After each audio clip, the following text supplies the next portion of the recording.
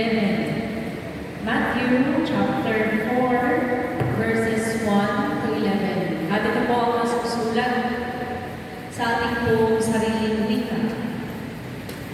Pagkatapos, si Jesus ay dinala ng Espiritu sa ilang upang tungsihin ng Diablo. Noon, 40 araw at 40 gabing nag-ayuno si Jesus at siya'y nagutom. Dumating ang manunukso at sinabi sa kanya, "Kung ikaw ang anak ng Diyos, gawin mong tinapay ang mga batong ito." Ngunit sumagot si Jesus, "Nasusulat, hindi lamang sa tinapay na bubuhay ang tao, kundi sa bawat salitang namumutawi sa bibig ng Diyos." Pagkatapos nito, dinala siya ng Diablo sa malungkot ng templo sa banal na lungsod.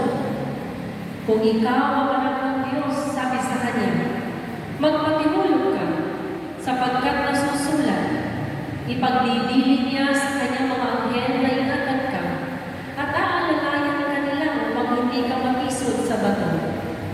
Sumagot si Jesus, "Nasusulat din naman, huwag mong subukin ang Panginoon mong Diyos." Pagkatapos, sinala siya ng Diablo sa isang napakataas na bundok. Mula roon, ipinagalaw sa kanya ang lahat ng kaharian ng sanglibutan at ang kayamanan ng mga ito. At sinabi ng Diablo, "Ibibigay ko sa iyo ang lahat ng ito kung magpapatira ka at sasamba sa akin." Sumagot si Jesus, "Lumayas ka, Satanas, sapagkat nasusulat, ang iyong Diyos ang Panginoon ang sasambahin mo. Siya lamang ang iyong paglilingkuran." At iniwan siya ng Diablo. Dumating ang mga anghel at naglingkod sa kanya. Ang mabuting balita na ating pong kaligtasan, pinag-uwi ka namin, Panginoong Jesucristo. Ayan, salamat sa Diyos. Sige po, makawihan si Yahweh at Shaddai. Ayan, praise the Lord. Ano po? Pakibati mo ng inyong katabi, sabihin mo, kapatid, salamat sa Diyos at andito ka. Sabihin mo, pinagpala ka ni Lord. Amen po? Sige po, kung na mga pinagpala ka ng Panginoon, salamat po na muli po makabisita sa inyo. Ano po? At yung aking mga mahal natin mga awit na magagawa. Mula ata Monday, nakasama ko na po sa iba't ibang gawain ngayong week. Nung last Sunday po, last Wednesday kasi, ako naman po ay nasa St. Peter. So, kulang na lang yung Monday eh. Pero ang aking brother husband po yung nasa na Monday, kompleto ko na yung Cavite City. Pero salamat po sa biyaya ng Panginoon kasi patuloy po tayong nakakapaglingkod sa Kanya. Amen po?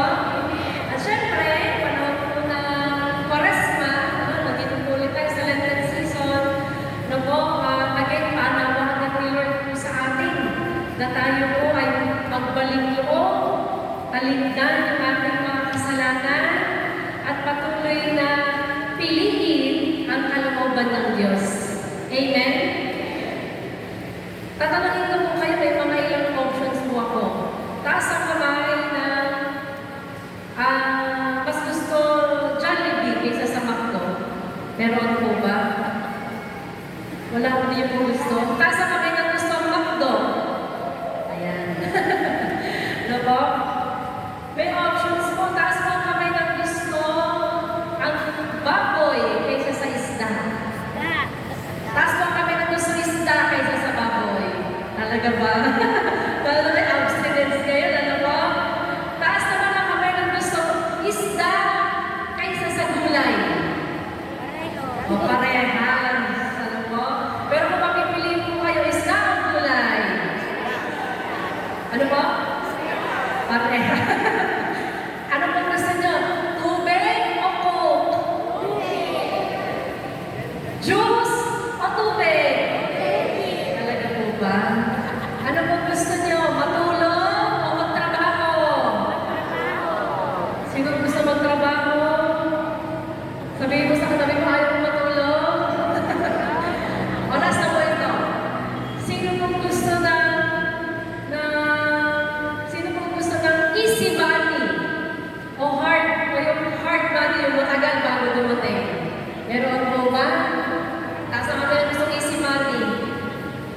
Sabihin mo sa katabi mo, ayaw mo, bibigyan kita. Easy money yun. Kaya mga kapatid ko kay Kristo, tinanong ko po kayo ng mga ganyang bagay kasi pinapakita ko po sa inyo na kung tutuusin meron tayong mga options. Meron tayong kakayahan pumili. Amen po. Meron tayong kakayahang pumili ng gawin kung anong gusto ninyo, kung anong gusto mong kainin. Na po? At ito po ay isang napakagandang regalo actually ng Panginoon sa atin. Yung kakayahan pumili. No? Free will. Yun nga lang, yung free will na yun, hindi mo dapat abusuhin. No? Hindi absolute. Kundi yung free will na yun ay yung kakayahan piliin ang kalooban ng Diyos. Piliin ang mabuti. Yun ang free will. Okay, pa ngayon, bakit ko po kayo pinapili din sa mga ganong bagay? Sapagkat, gusto ko pong ipakita na ang ating pong ebanghelyo na nakatungkol sa temptation ay panahon na pagkakataon para pumili. Temptation, o panahon ng temptation, is actually a moment of choice. Anong pipiliin mo? O alam natin, ang temptation na hindi po kasalanan. Okay po? Kundi ito yung nagsasabi sa iyo na, sige, okay lang, gawin mo na yan. Ang temptation na hindi mo kasalanan. Pero ito yung panahon. No? Spiritually din, para po piliin kung ano yung kalooban ni Lord. Ang temptation, yung panahon ng mga temptation, ay panahon ng pagpili. Ang tanongin mo yung katabi mo, sinong pipiliin mo? Si Lord. O sino na po yung ginamit ko, no? At ang sabi ko, sister, ay si Lord. O, si Lord. No? Kaya po maganda, mga kapatid ko kay Kristo, tatandaan natin. Una pa lang, may kakayahan na tayo, pinapakita rin ng Ebanghelyo na kung si Lord, napagtagumpayan yung pagsubok, yung temptation na yun, 40 days mong nag-ayuno. Na po? At dinala po ng Espiritu Santo sa ilang. No? At doon po, pinakita rin, kaya ito yung ating first gospel, first Sunday of Lent, para ipakita na si Jesus mismo, 100% human, dumaan din po sa temptation, sa tukso. Pero ito po yung maganda, na pagtagumpayan. Amen po? O sabihin mo ulit sa katabi mo, kaya mo yan. Kaya mapagtagumpayan. Kaya po, mga kapatid ko kay Kristo, let us, pagnilayan yung, kung paano po natin naharapin yung temptation. Tandaan natin yung Ebanghelyo po, tinuturo nila po paano i-resist yung kasalanan. Kundi, pinapakita po dito na merong grasya na kaakibat, no? Every temptation na nararanasan po natin. Ngayon, bago po magsimula sa ating po tatlong punto, tanong ko po sa inyo, kalooban ni Lord o kalooban mo? Kalooban ni Lord. Kasalanan o kabutihan? Kabutihan. Yan. Sagot niyo na po yan. Ano po? Ngayon, una po, tandaan po natin, para mas mapagpatumpayan natin, let us call upon the Holy Spirit. Espiritu Santo. Dahil sa tao lang, sinabi naman po sa mabuting balita, sa gamit sarili po natin, wala tayong magagawa. And apart from the Lord, we can do nothing. Unang verse po, sabi doon, dinala siya ng Espiritu. No? And we can take this po na kasama ni Jesus, Espiritu Santo. Natataka po kayo na minsan ako, parang sasabihin natin, Sister Sarah, hirap kasing labanan ng tukso. O sabihin natin parang minsan, may mga tao mo na parang hindi na naging struggle. Ibig sabihin, mas madali sa kanilang piliin yung masama. Mas madali sa kanilang mag-give in sa temptation. O may mga panahon din sa buhay natin na parang sunod-sunod lang yung pagkakasala.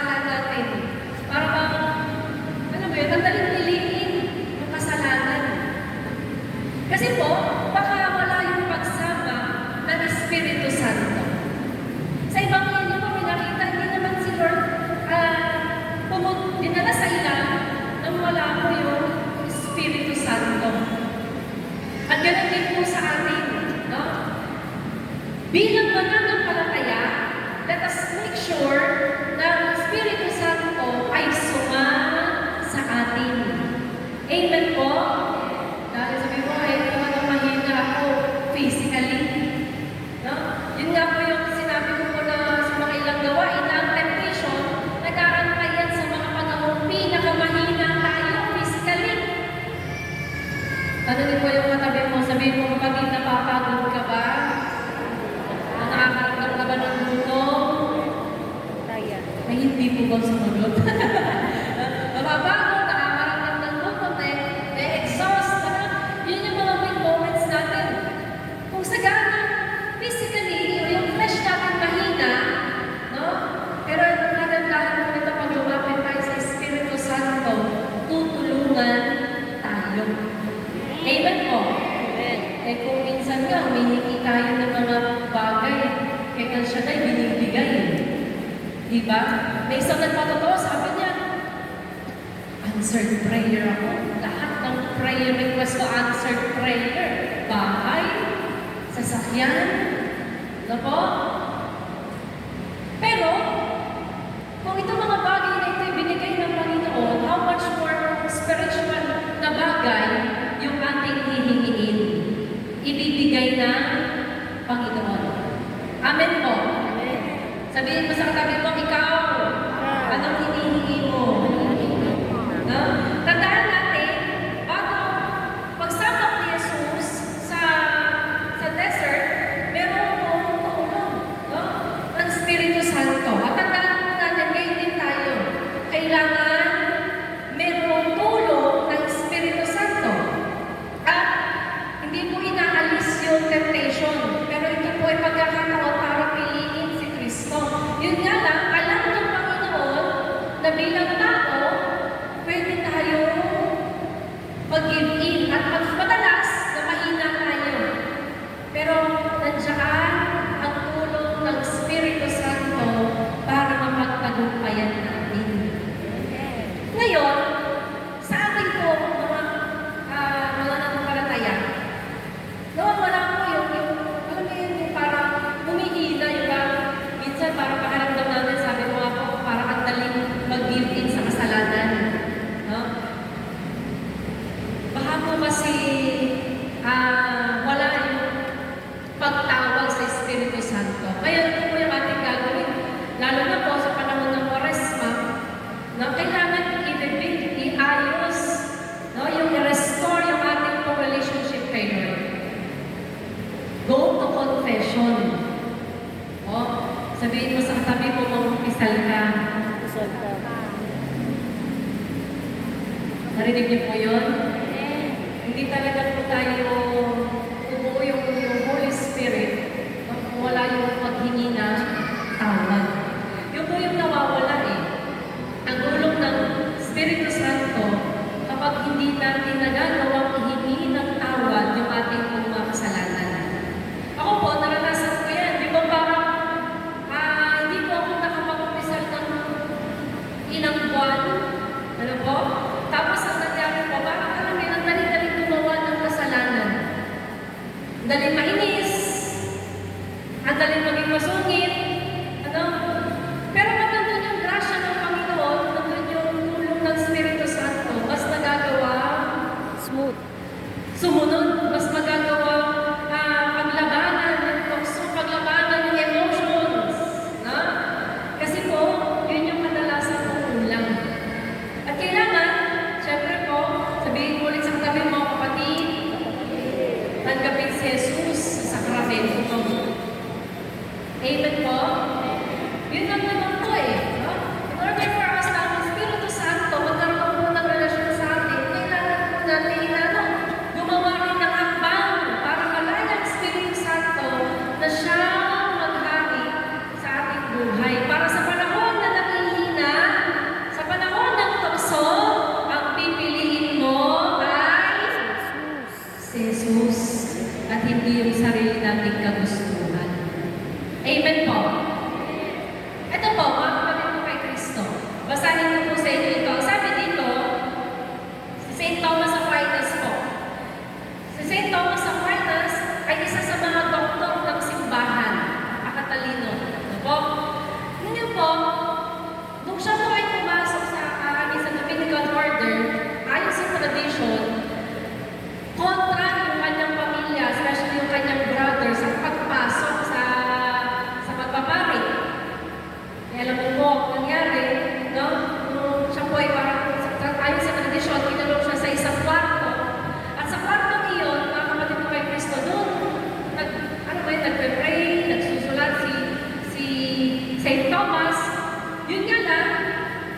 mga kapatid niya po siguro, kailangan give up na.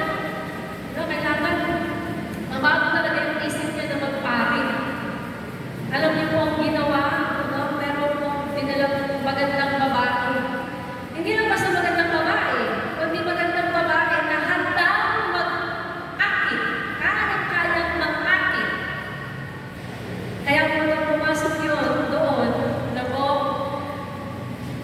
inakit niya po sa St. Thomas Aquinas.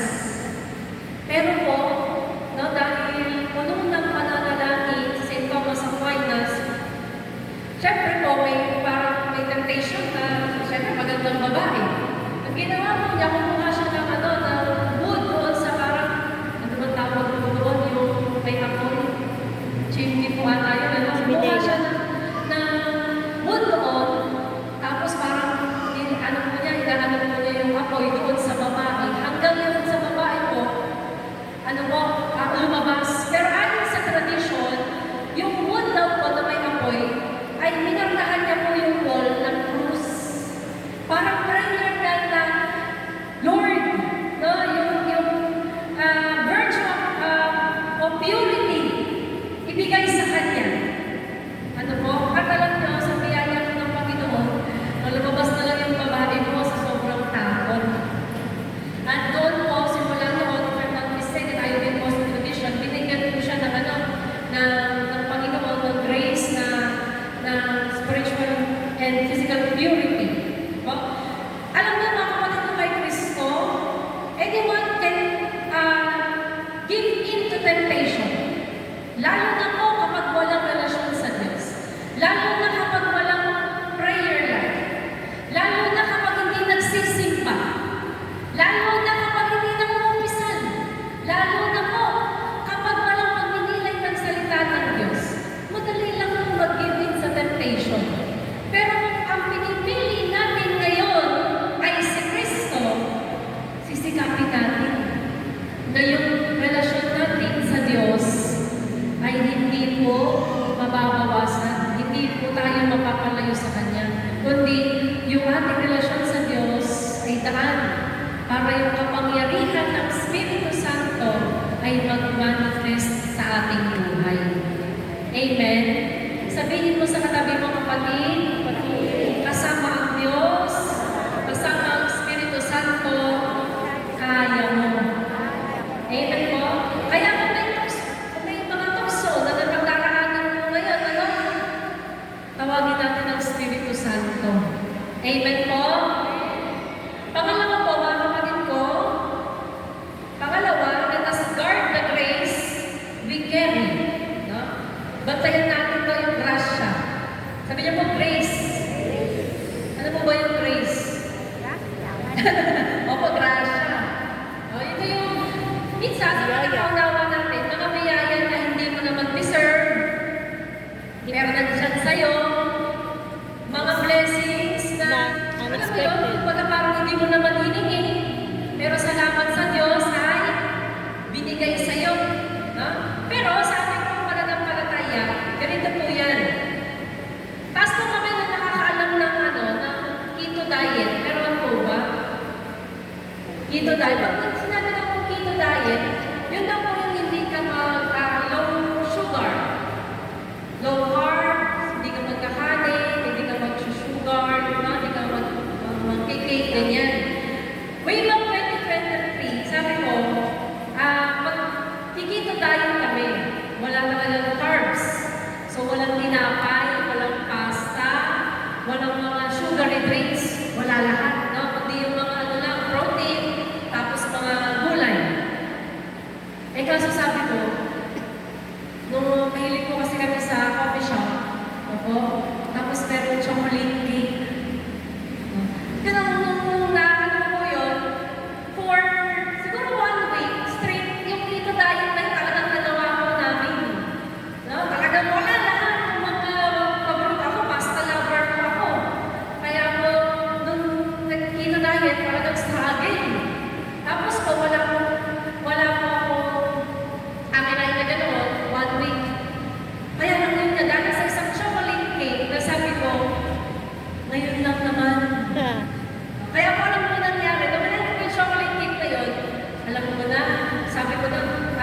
magda-dirty keto na lang ako.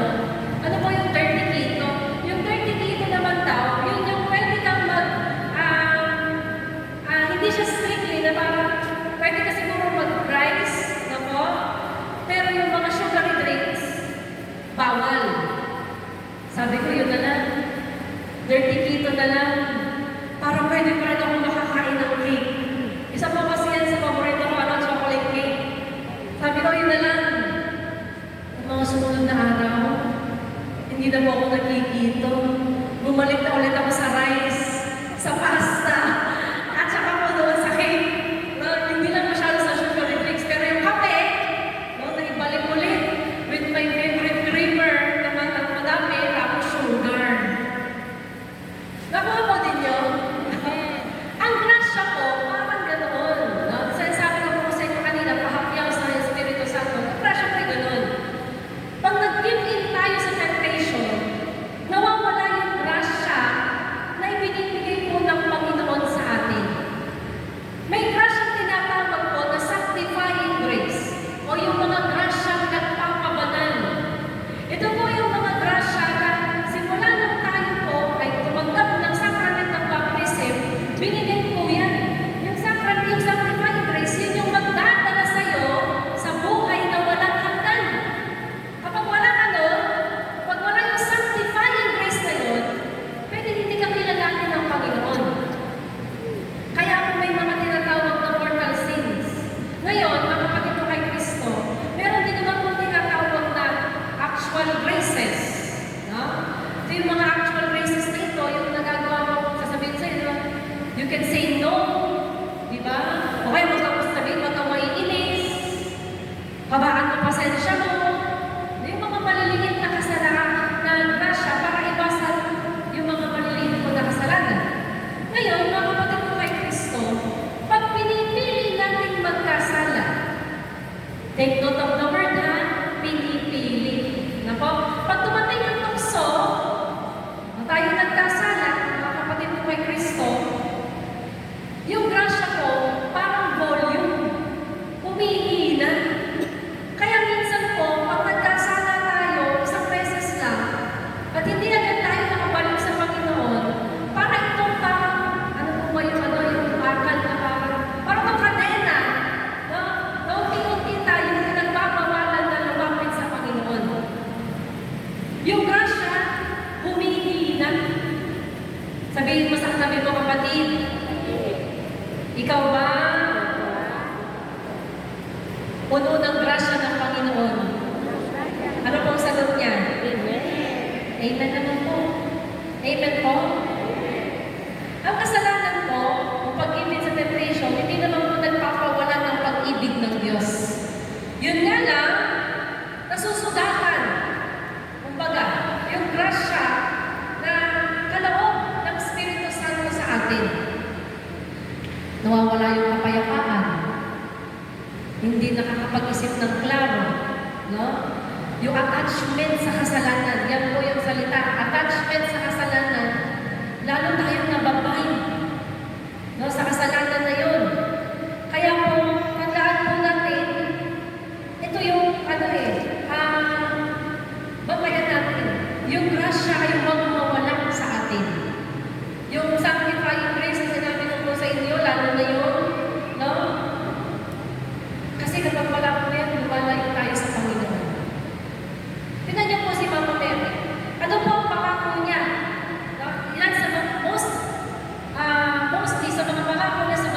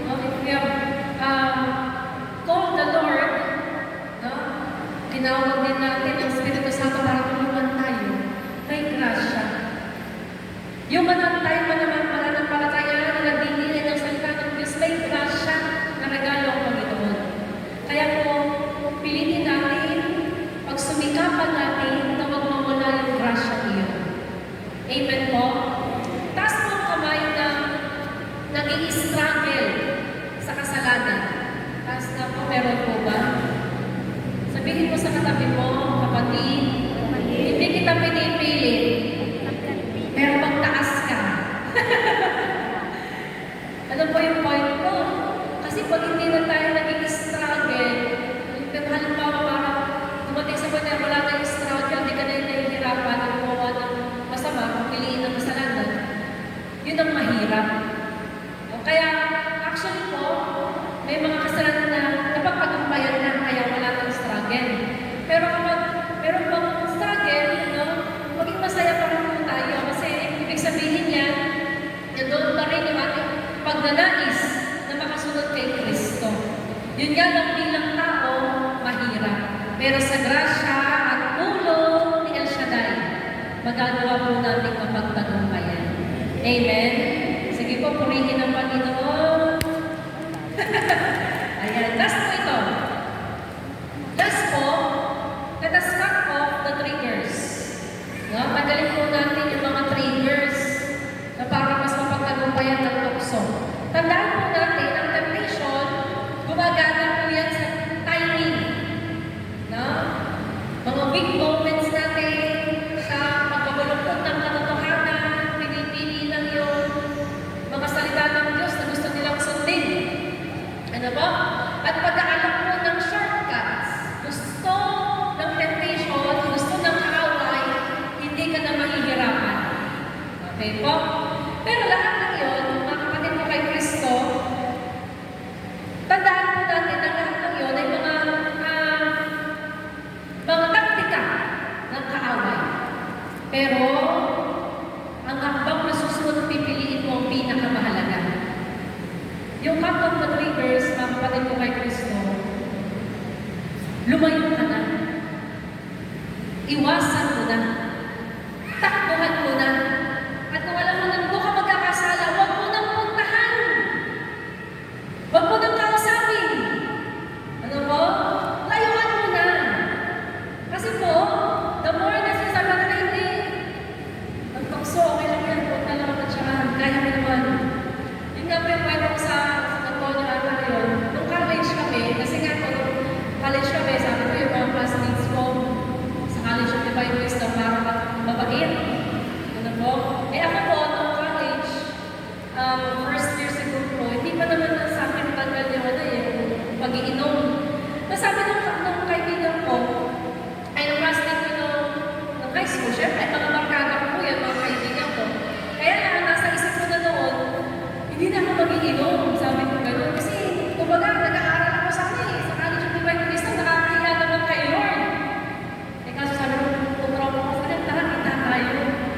Eh, yung mga tropa ko yun, mga kaibigan ko po yun, ano sila po yung nakakasama ko talaga noon. Pag mayroong inuman, may session. May session na tinatawag. Sabi ko, hindi ako inom, pupunta lang ako. Eh, di ang nangyari mo ba, pupunta lang ako doon, pupunta ako doon.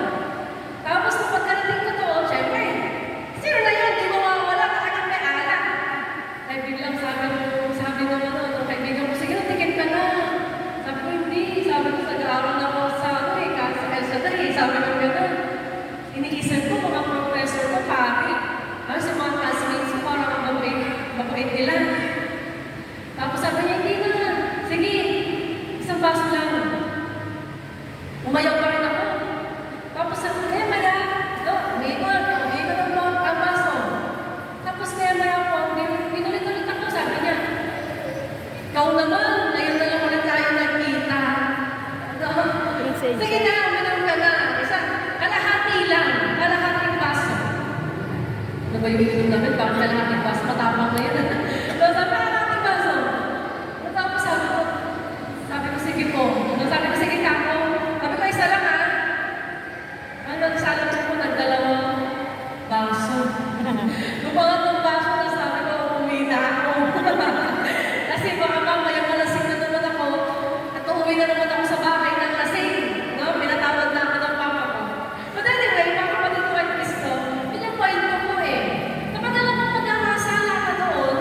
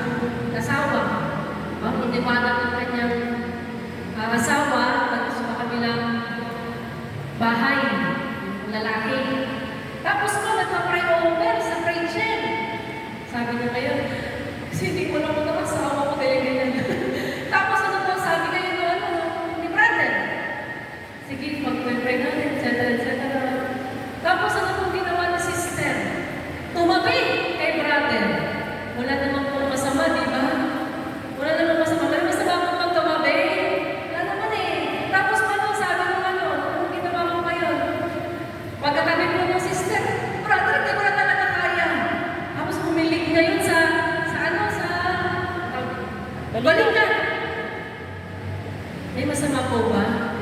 Wala naman kasi nag-ano siya, umiiyak eh. Ito medyo pwede na mag-lead sa hindi maganda. Ang ginawa naman ni brother, sige, inakbayan. Sabi niya, sister, kalma ka lang. Ganyan. May masama po ba doon? Wala naman eh. Matitignan. Pero pwede mag-lead sa kasalanan. Ano na po nagsimula? O sige, ganito na lang. Bigay mo na lang yung number mo. No? Tapos para ipag-pray kita every night. May masama mo ba wala? No, pero alam mo na pwede ka ma-fall. Tapos mo, hanggang sa nag-text ka, hanggang sa nagbuo na yung hindi magandang relasyon. Mga kapatid ko kay Kristo, ang tukso, kadalasan hindi rin pinapakita yung mga pangit o yung mga masasamang mangyayari o yung sabihin natin yung mga sitwasyon na mapapahamak ka. Pero, tandaan natin na kung alam natin ang tendency na pwede tayong magkasala doon, iwasan na natin. Sabi ni St. Ignatius de Loyola, discernment ay yung pagtanaw sa isang bagay ahead, kahit hindi pa nangyayari, no? Na pwedeng magdala sa iyo sa kasalanan. Amen po? Mga kapatid ko kay Kristo, ngayong panahon po ng Kwaresma, ang tanong, sino po yung pipiliin natin? No? At nawa, kaisa po tayo, tulad ng sagot po natin kanina, yung kalooban ni Lord ang piliin natin. At nawa po, ang natin po, nandyan ang tulong ng Espiritu Santo. Nandyan ang tulong ng simbahan. At nawa, ang natin po ninyo, ang grace ni Lord, ang grasya ni Lord, more than enough sa mga taong humihingin, sa mga taong tapat na sumusunod sa Kanya. At dalangin ko po, yung grasya nito, no, maging lakas natin para matakbuhan, malayuan, yung mga temptation na dumarating sa ating buhay para iwanan, para hindi po magkasala. Amen? Amen. Tanungin ko po kayo, kalooban ni Kristo o kalooban mo? Lobo ni Kristo. Kabutihan o kasamaan? Kabutihan. Sabihin mo sa katabi mo, kapatid, Kapatid. narinig ni Lord yan. Amen? Sige po, inanyayahan ko na po kayo tumayo. At sa oras po na ito, na atin po gawinan ng Panginoon. Tandaan natin, ang temptation is not the end of holiness. Hindi po ito yung katapusan ng kabanalan, kundi actually, ito yung panahon, pagkakataon na pwede natin piliin ang kabanalan. At nawa po bilang mga anak nilang El Shaddai, piliin natin ang kabanalan. Piliin natin si Kristo. Piliin natin si Yahweh El Shaddai. Nawa, Panginoon, ang buhay namin ay maging kalulugod sa iyo. Nawa ang lahat ng aspeto ng aming buhay ay maging magdala sa iyo, Panginoon, ng kaluwalhatian. Makapagbigay kami sa iyo ng papuri at ng pagsamba. O Diyos, sa awit na ito, dalangin po namin ipaalala mo na kami po'y nilikha na sadyang para sa iyo. Thank you, Lord. Thank you, Jesus.